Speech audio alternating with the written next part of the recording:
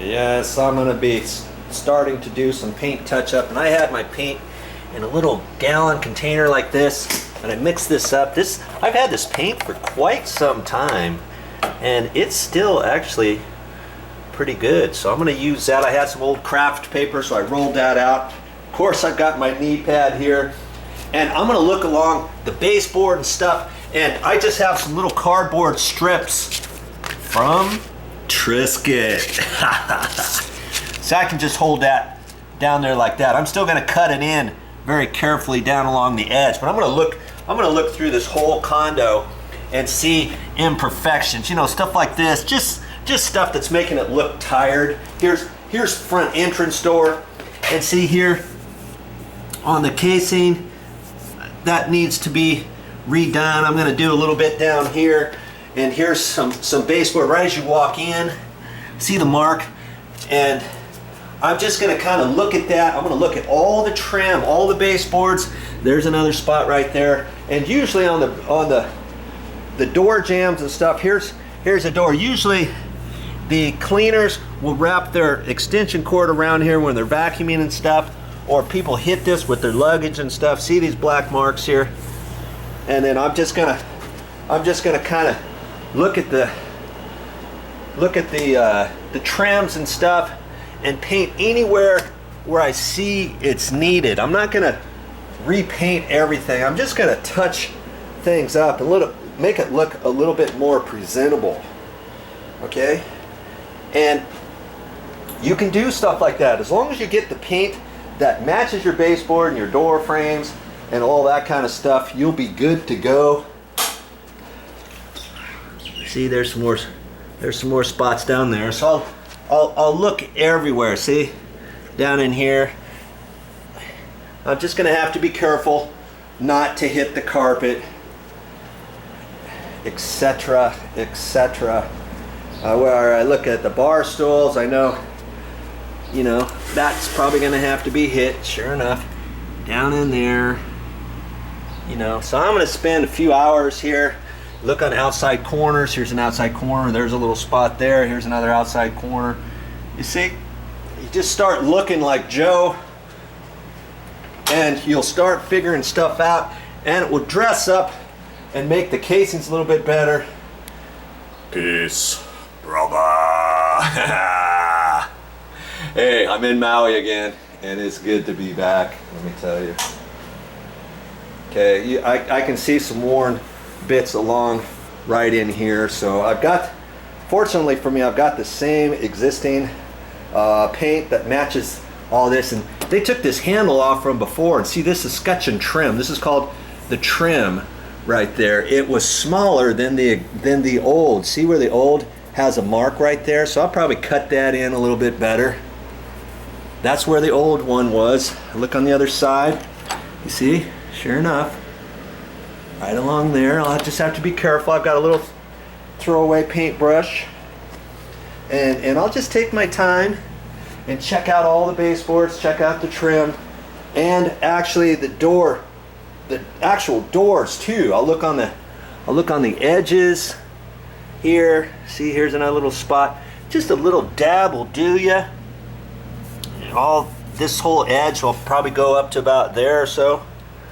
And then I'll just keep looking around and see what else needs to be done. And it'll actually make this place look a little bit less tired. These places are about 10 years old now, and they just need a little bit of TLC along everything. And yes, they're getting ready to be repainted. But see, overall, everything actually doesn't look that bad still. It's still in pretty good shape. Probably a couple more years or less. It'd be best to come in here and repaint everything. You know, the walls, the doors, the frames, the trim. But until then, you can get by with just doing some minor touch-up, as long as you get paint that matches. Now, what if you don't have any matching paint? Well, I'm not sure what you're going to do then. You may have to try to find something that matches, or you might have to take a door off, you know, take it down to the paint store with you, or you know, I'd hate to tell you to take a piece of trim off and then you've got to replace it, you know, but worst case scenario, you could take a piece of door stop off, you know, in a secluded door area, like see over here, they have an owner's closet. Here's an owner's closet door, and this door very seldom gets open. It just happens to be unlocked. And you could take a door stop piece off somewhere on your closet door or storage door or something of that nature. Take that to the paint store, then reattach it afterwards, recalk it, touch it up. You know, worst case scenario to get your paint. The last thing you want to do is not get the right paint, and then you put a little bit of paint on there and then you see exactly, oh, here's a spot, here's a spot, here's a spot. Oh yeah, Joe said he did a really good job. It looks like crap because I can see every single mark or every single area where he did his painting. We don't want that now, do we? That's a sign of a bad painter, a paint job. You could get the paint job perfect, you know, all your touch-up, but if it doesn't match, hey, you're gonna have issues, so remember that. Now, am I gonna use a professional paint brush? You know, I have a really nice one here, and it's contoured at an angle, 2.5 inch. I'm not sure if I'm gonna use this one or not. Here, let me set this up and see what we got here. Yeah, I very seldom use this paintbrush because I always like to keep it nice. See how this one, it's contoured, it kind of tapers up. Some paintbrushes don't taper up. See how thin that is? And it's cut at an angle. Oh, this one's sweet to do cut in. Okay, now I might use that. See how the bristles are really super nice? But I might not use that. I've got some throwaway paintbrushes. See this? These were like $1.50 at the store or whatever.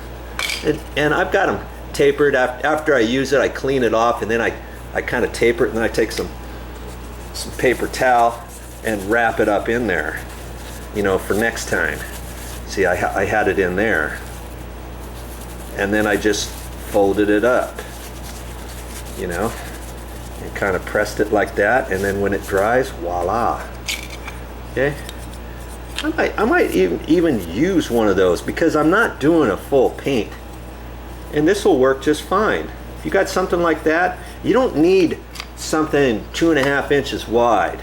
Okay, this is like 1.5 inches wide, or maybe 2 inches wide, and this paintbrush might have cost around $20, okay? But for $1.50, you can go down to the store, get something like that, you can throw it away afterwards, or I just save them, because I never know when I'm gonna use them. See, these are 2 inch, here's a 4 inch. I usually use that to seal floors and stuff. Okay, so I'm not gonna use that for cut in. Can you see, this one would be kind of tricky to do that. You only need to do it a little bit at a time. Now see, here's another one. I'm not going to use that one because I've used that for a lot. I might use that for to brush out a cabinet sawdust or something. This was probably a 2.5. It was a 2.5, and see how I've used it so much that it's worn everything out. In a pinch, if that's all I had, I could do this little project this way. But I think I'm going to use this, but we'll see. You know, just get creative. And you don't have to spend a lot of money to do different things, okay? You don't have to call up anybody. Just start thinking, okay, hey, what would Joe do with something like that? Hey, come on. Where's the, oh, there it is, like, no, oh, there it is. I guess this goes like that, that goes there, that goes there. I very seldom use this paintbrush. I don't know, I guess I get stingy for trying to save it. I probably should use this more. See how long the handle is too? You get a lot of control, and then you can reach up higher and do lots of stuff with this paintbrush. We'll see. Okay, you just do a little bit at a time, and you'll get good at it. Don't worry. Now, how much did you save by doing that yourself, touching up your baseboards and your door jambs and your doors? I'd say you probably saved about $125. Now, what's your time worth? Or, you know, you don't have the money, grab yourself a little bit of paint and a paintbrush. And once you have the paint, I've got plenty of paint to do it again or to repaint the baseboards later on or the doors or whatever. Okay? Save your money and start doing things yourself. Am I going to save this paintbrush? Of course I am. It's perfectly good. I just rinsed it out and everything. Got my same paper towel here. Just wrap that up in there like that.